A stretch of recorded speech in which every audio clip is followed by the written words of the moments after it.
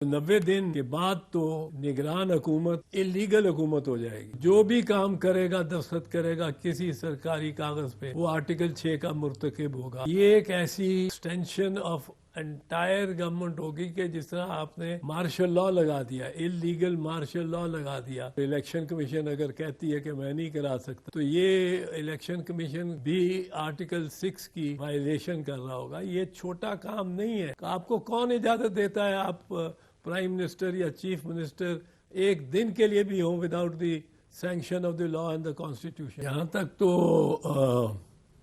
ये एक मामला है कि पीडीएम चाहती है कि ये इलेक्शंस डिले हो, उसमें तो कोई शक नज़र नहीं आ रहा। सिर्फ ये अहमद खान साहब की बयान नहीं है, बहुत सारे बयानात उनके और मजमूई तौर पे उनकी ख्वाहिश है कि ये इलेक्शंस पोस्टपोन हो जाए।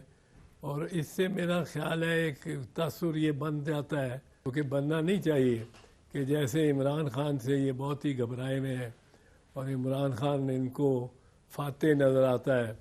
जो बयानियाँ फिर इमरान और उसकी पार्टी पीटीआई लेने और उसको बढ़ाने में हकदार हैं। अगर ये इस तरह कहते रहेंगे कि ये इलेक्शन पोस्टपोन हो, इनको तो कहना चाहिए भाई हम तैयार हैं, हर तरह से तैयार हैं।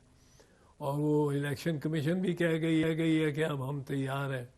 वो नाम वो भी आगे टाइम मांगते हैं, पर असल बात यह है कि इलेक्शन 90 दिन से ज़्यादा क्या आगे ले जाया नहीं, 91 दिन तक नहीं ले जाया जा सकता। उसकी एक आपको बुनियादी सी वजह बता दूं कि फ़र्ज़ कीजिए कि 92 दिन हो जाए, तो 90 दिन के बाद तो निगरान हुकूमत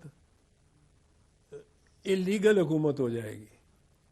निगरान हुकूमत तो 90 दिन के लिए लीगल है, उसके बाद बिल्कुल इलीगल है। अब अगर 2, 3, 4, 5 रोज़ भी ये बढ़ाते हैं विदाउट ए कॉन्स्टिट्यूशनल अमेंडमेंट, जो कि in the absence of the national assembly हो ही नहीं सकती, उसके तो इलेक्शन ही नहीं हुए, तो जब तक कोई अमेंडमेंट पहले ना कबल डिसोल्यूशन ना हो चुकी हो, 90 दिन मीन्स 90 डेज, नॉट 91 डेज।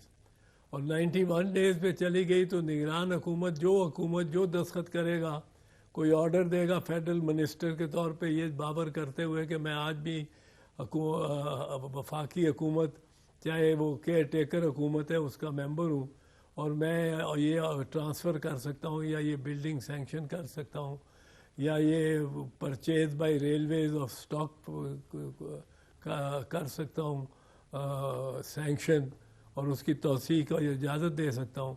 तो जो भी काम करेगा, दस्तखत करेगा किसी सरकारी कागज़ पे, वो आर्टिकल 6 का मुर्तकिब होगा। आर्टिकल 6 के हर बार लगने पे, हर चीज़ पे लगने के मैं हक़ में नहीं हूँ, ना मैं समझता हूँ कि हर कॉन्स्टिट्यूशनल वायलेशन पे ये लगता है।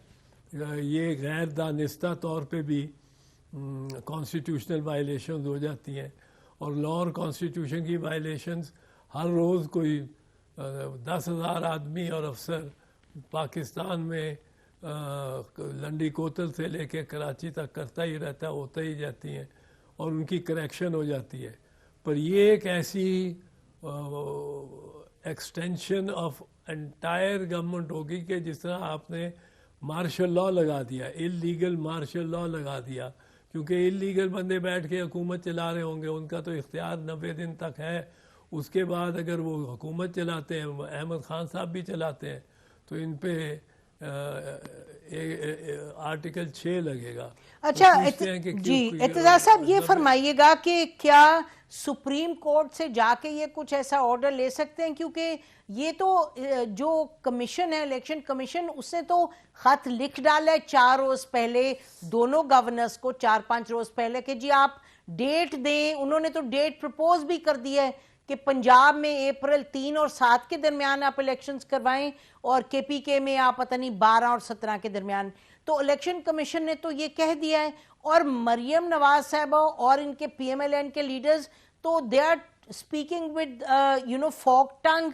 एक तरफ वो कह रहे हैं जी हम तैयारी है, पूरी तैयारी है, दूसरी तरफ ये स्टेटमेंट। तो ये जो कहा जा रहा है कि they may go to the Supreme Court, ये कोई इसमें गुंजाइश है सीजे? पहली बात तो मैंने आपको अर्ज कर दिया कि 91 दिन जो काम कर रहा होगा फेडरल मिनिस्टर केयर टेकर का, वो आर्टिकल 6 का, क्योंकि वो he will be taking over the federal government. और टेक ओवर क्या होता है कि काबीना वही बैठी रहे और कहे कि हम काबीना है। भाई तुम काबीना नहीं हो, आज तुम घर जाओ, ये 91 दिन है। वो कहते हैं बैठ के जी हम काबीना है, तो वो आर्टिकल 6 और बगावत हो गई, टेक ओवर ऑफ गवर्नमेंट हो गया, illegal takeover of government. अब रही बात ये कि जो आप कह रही हैं कि वो कहते हैं कि हम चाहते भी नहीं और होना भी ज़रूरी है, और इलेक्शन कमीशन अगर कहती है कि मैं नहीं करा सकता इस अरसे में, तो ये इलेक्शन कमीशन भी आर्टिकल 6 की वायलेशन कर रहा होगा। ये छोटा काम नहीं है कि आप कहें कि जी हुकूमत हमारी थी तो 90 दिन के लिए, पर मैं 110 दिन तक बैठूंगा। आपको कौन इजाज़त देता है आप प्राइम मिनिस्टर या चीफ मिनिस्टर एक दिन के लिए भी हो without the sanction of the law and the constitution?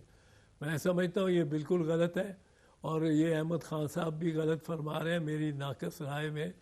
और जी वो क्योंकि ख़ुद भी वकील हैं, एक अच्छे, आई लाइक हिम, बहुत सुलझे हुए आदमी हैं, पर इस बात में वो बिल्कुल गलत कर रहे हैं, गालिबन अपनी पार्टी की मजबूरी के तहत, क्योंकि वो अक्सर बात सही करते हैं। आप क्लियर है कि इसमें तो कोई गुंजाइश ही नहीं है।